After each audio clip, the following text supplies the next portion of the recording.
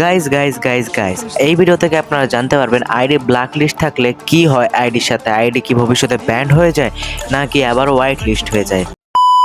তোমরা তো সবাই জানো গাইজ, আমাদের আইডিটা বর্তমানে ব্ল্যাক লিস্টে আছে। এখন আমার আইডিটা কি ব্যান্ড হয়ে যাবে নাকি আবার হোয়াইট লিস্ট হয়ে যাবে, এটা শুধুমাত্র আমি জানি, এবং আইডিটা কি ব্যান হবে নাকি ব্যান হবে না সেটাও জানি। তার আগে তোমাদেরকে আমি বলবো যে আইডি ব্ল্যাক লিস্ট হয়ে যাওয়ার কারণটা কি।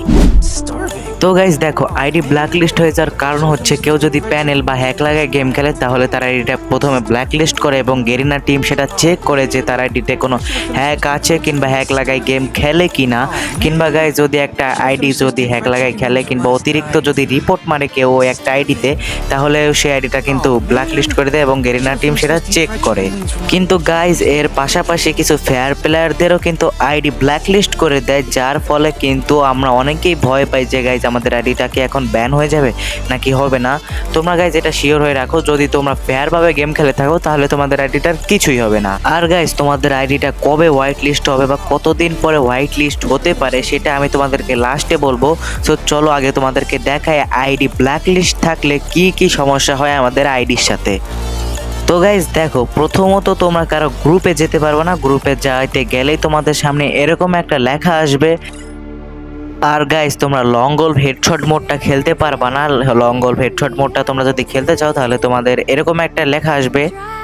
তারপরে গাইজ তোমরা যদি সিএস খেলতে চাও তাহলে কিছুক্ষণ ওয়েট করা লাগবে, 1 থেকে 2 মিনিট পরে তোমাদের সিএস ম্যাচটা স্টার্ট ঠিকই হবে, কিন্তু গাইজ তোমাদের টিমে পড়বে এরকম প্লেয়ার। প্যানেল লাগেগা। গাইজ এরকম ছোট ছোট সমস্যা হবে, বেশি বড় সমস্যা হবে না। কিন্তু গাইজ দেখো, তোমরা যদি সিএস অতিরিক্ত খেলো, প্রত্যেক ম্যাচে যদি প্যানেল ইউজার তোমাদের টিমে পড়ে তাদের সাথে যদি তোমরা খেলো তাহলে কিন্তু তোমাদের আইডিটা ব্যান করেও দিতে পারে, আমি শিওর না। এবার বলবো গাইজ, তোমাদের আইডি ব্ল্যাক লিস্ট হলে কতদিনের মধ্যে তোমাদের আইডিটা হোয়াইট লিস্ট হবে, যার জন্য তোমরা এতক্ষণ ওয়েট করেছিলে।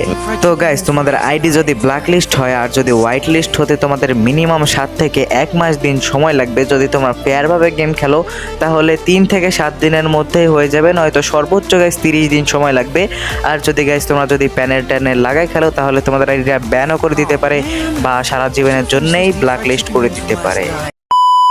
তো গাইস এটাই ছিল আমাদের আজকের ছোট্ট ভিডিও। যদি ভিডিওটা ভালো লেগে থাকে তাহলে লাইক এবং সাবস্ক্রাইবটা অবশ্যই করে দেবা, এবং থ্যাঙ্কস ফর ওয়াচিং।